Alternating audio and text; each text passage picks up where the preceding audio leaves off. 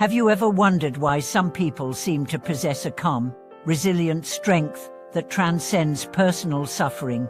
Have you questioned whether your own spiritual journey could be more than just personal healing, becoming instead a source of strength for others? Welcome back to our channel.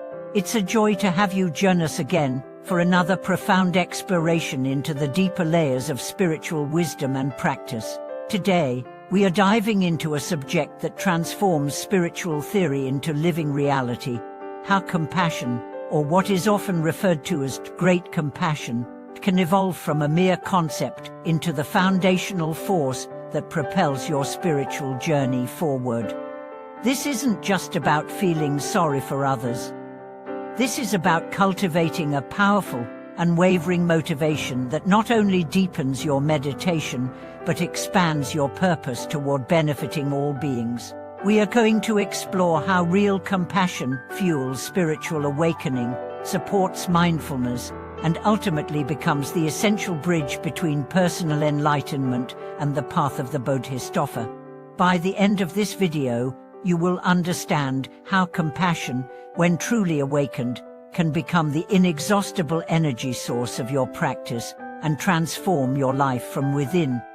To truly appreciate this, we need to understand what compassion means in the context of spiritual practice. In daily language, compassion might be associated with kindness or pity, but within the sacred texts and experiential teachings of the spiritual path, compassion is a vast, luminous force. It's not passive, and it's not soft. It is the dynamic will to alleviate the suffering of all beings, paired with the wisdom that understands the nature of suffering and how to transcend it. Let's begin with a story. Imagine a young practitioner named Arjun. He had grown disillusioned with the world: corruption, greed, endless suffering. He sought out peace through meditation, isolating himself from society in the mountains. For years, he meditated with discipline. His mind became calm, his emotions settled. Yet something gnawed at his spirit. His peace felt incomplete, sterile even. One evening, during meditation, he recalled a moment from childhood. A homeless man had once given Arjun his only blanket during a cold night. That man had nothing, yet gave everything. That memory cracked something open in Arjun. A new fire ignited, not just to escape suffering, but to relieve it for others. From that night, Arjun's meditation changed. He no longer sat just for his liberation. He sat to strengthen his heart, so he could serve others with clarity and power. He began to descend from the mountains, not abandoning his practice but infusing it with a new purpose. He became a teacher, a healer, a listener to the broken-hearted. His compassion had become his power source. This is what true spiritual practice demands. Meditation is not an escape, it's a training ground. Without compassion, meditation becomes self-serving, but with compassion, every breath, every silence, every insight becomes a seed of healing for the world.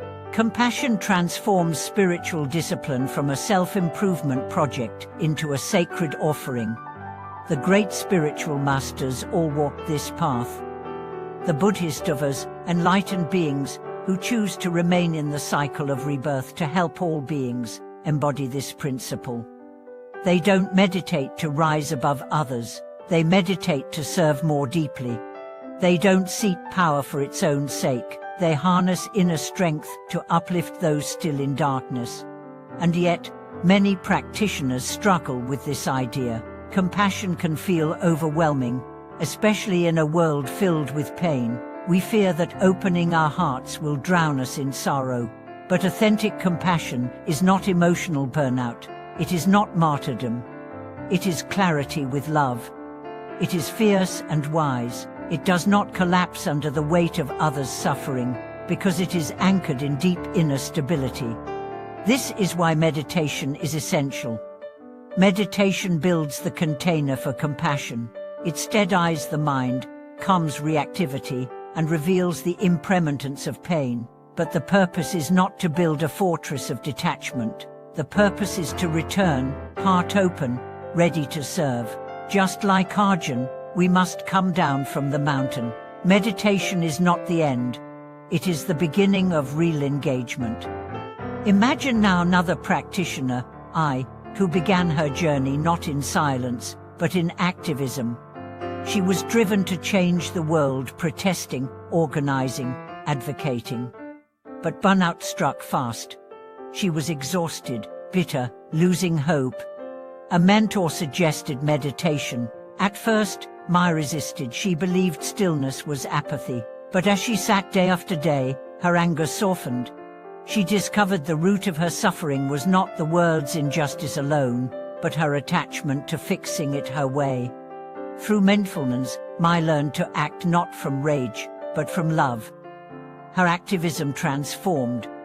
She became more effective, more compassionate, more resilient. Compassion, once a burden, became her strength. The fire in her heart no longer consumed her, it guided her. These stories show us that whether you start from solitude or service, compassion must be the thread that weaves through your path. It keeps your practice alive. It expands your consciousness beyond personal gain. It teaches you that true liberation is collective. No one is free until all are free. So how do we cultivate this kind of compassion? Start by observing suffering, not just around you, but within you. When you meditate, don't push away pain. Greet it, name it, understand it. Then, extend that understanding to others. If you know what loneliness feels like, let that memory soften your heart toward someone who is alone. If you felt grief, use that wisdom to hold space for another's tears. Next, practice Tonglen, a meditation of giving and receiving. Breathe in the suffering of others. Breathe out relief. This practice trains the heart to meet pain without fear, to transform it into love.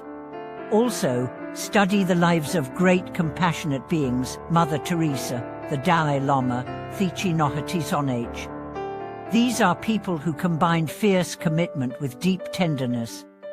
Let their lives inspire yours. And finally, take action. Compassion is not just a feeling, it's a verb. Call someone who's hurting. Volunteer, speak up, offer your time. Start small, but stay consistent. Each act strengthens the muscle of the heart. As your practice deepens, you'll find that compassion stops feeling like effort. It becomes your nature. You'll begin to see others not as strangers, but as reflections of yourself. Their pain will stir your empathy, but not your despair. You'll act not from obligation, but from a spontaneous overflow of love. This is the path of the Bodhisattva, not reserved for saints, but open to anyone with the courage to care. And the beauty of it is this: the more you give, the more you receive. Compassion expands your heart, sharpens your mind, and grounds your spirit. It turns your spiritual journey into a mission of love. Your suffering becomes your strength. Your pain becomes your wisdom. Your silence becomes your song. Thank you for watching this video. May the flame of compassion burn brightly in your practice and your life. If this message touched you, share your reflections in the comments. Let us build a community where wisdom and love flow freely. Subscribe, like, and support our channel so we can continue to bring you more soul-nourishing content. Until next time, stay grounded, stay open, and stay compassionate.